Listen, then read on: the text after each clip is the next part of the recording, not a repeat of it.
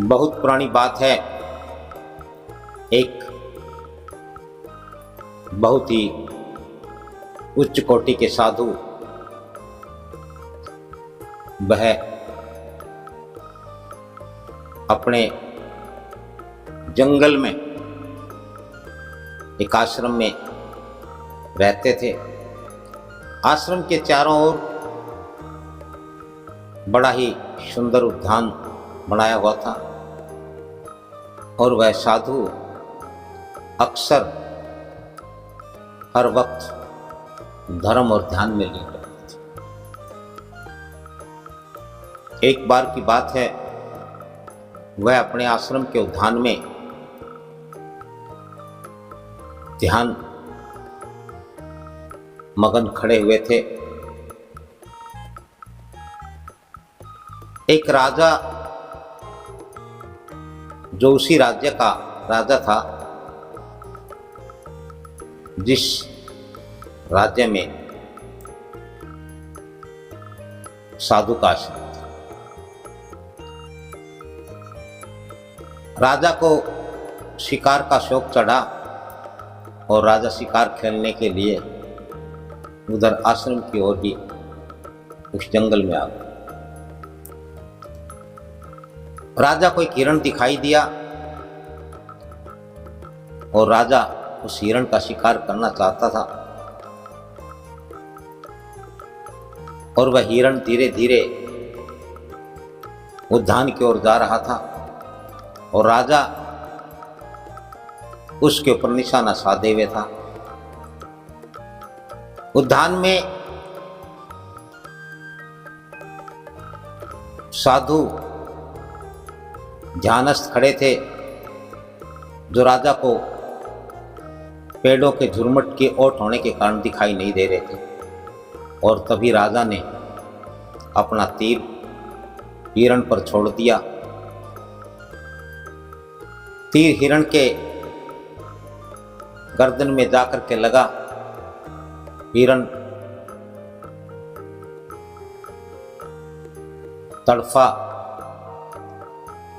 दर्द से छटपटाया, चिल्लाया और वह कुछ ही दूरी पर ध्यानस्थ खड़े साधु के चरणों में जा गिरा। तब तक राजा भी हिरण का पीछा करता हुए वहां पहुंच गया और राजा देखता है कि जिस हिरण का राजा ने शिकार किया है वह हिरण तो साधु के चरणों में पड़ा हुआ है। राजा के दिमाग में आया कि यह हिरण तो अवश्य ही इन साधु महात्मा का है, और इतना सोचते ही राजा मारे डर के कांपने लगा। उसका सारा मजा काफूर हो गया। राजा सोचने लगा कि अब तो साधु से शराप देंगे, या तो उसके नाश का श्राप देंगे या उसे भस्म कर देंगे। राजा ऐसा सोच ही रहा था। राजा बड़ा भयभीत हुआ और राजा भी जाकर के उन साधु के चरणों में गिर गया और रोने लगा कि महाराज, हे महात्मन, यह मैंने जानबूझ करके नहीं किया, मुझे नहीं पता था कि आपका हिरण। साधु ने आंखें खोली और साधु जी देखते हैं कि उनके चरणों में तीर लगा एक हिरण मरा पड़ा है और एक राजा भी निश्चित ही उसने ही मारा है। तो वह भी यह कहता हुआ रो रहा है कि यह मुझसे अनजाने में, मुझसे गलती में, मैंने जानबूझ करके नहीं मारा। जब राजा ने ऊपर देखा, ऋषि की आंखें खुली हुई है, तो वह और भी अधिक विलाप करने लगा। कहने लगा कि महाराज, सच में मुझे नहीं मालूम था कि आपका हिरण, मैंने इसे जानबूझ करके नहीं मारा है। मैं तो शिकार के लिए आया था। मैं तो सोचा कि यह कोई आम जंगली हिरण होगा, इसलिए मैंने इसे आप मुझे श्राप ना दें, मैं आपसे अभय चाहता हूं। और साधु ने देखा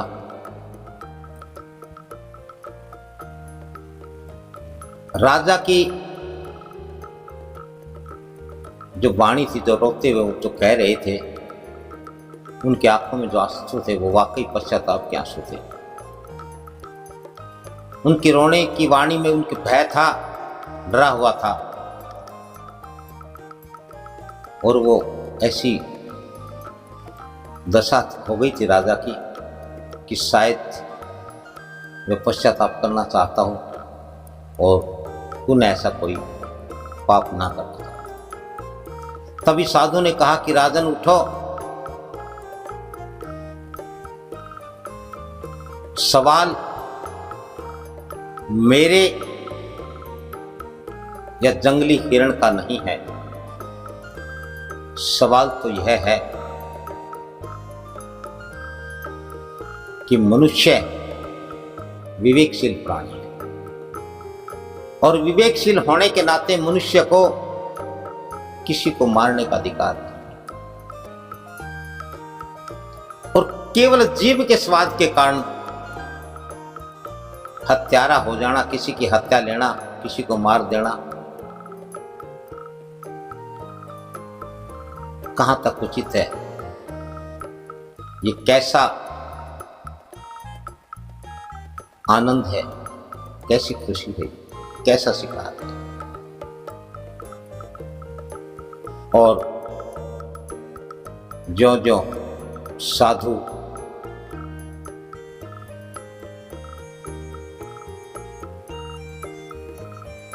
अपने वचन कहते गए, उपदेश देते गए, त्यों त्यों ही साधु के उन शब्दों ने राजा के मन में, राजा के हृदय में उथल पुथल पैदा हुई, क्योंकि साधु के शब्द करुणा भरे शब्द, बड़ी गहराई थी, सत्यता थी साधु के शब्दों में, साधु के वचन। और साधु के उन शब्दों ने, उन कारों ने राजा के हृदय को स्पर्श किया।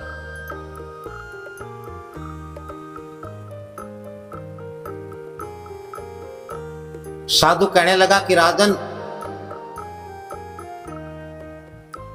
मैं तुम्हें अभय तो दे दूं, किंतु तुम्हें एक प्रतिज्ञा करनी होगी।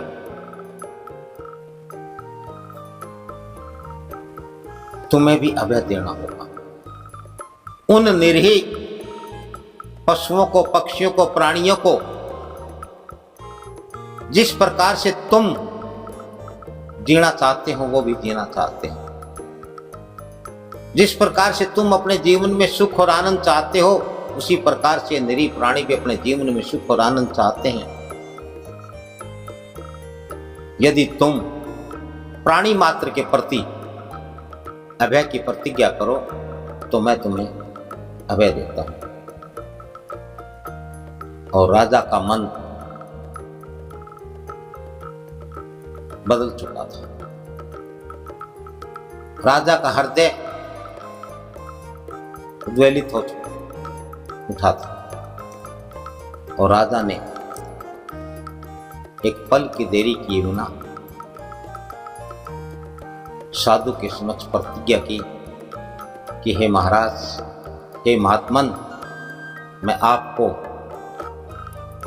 प्रकृति परमात्मा को साक्षी मान करके प्रतिज्ञा करता हूं कि आज से मैं सभी प्राणियों,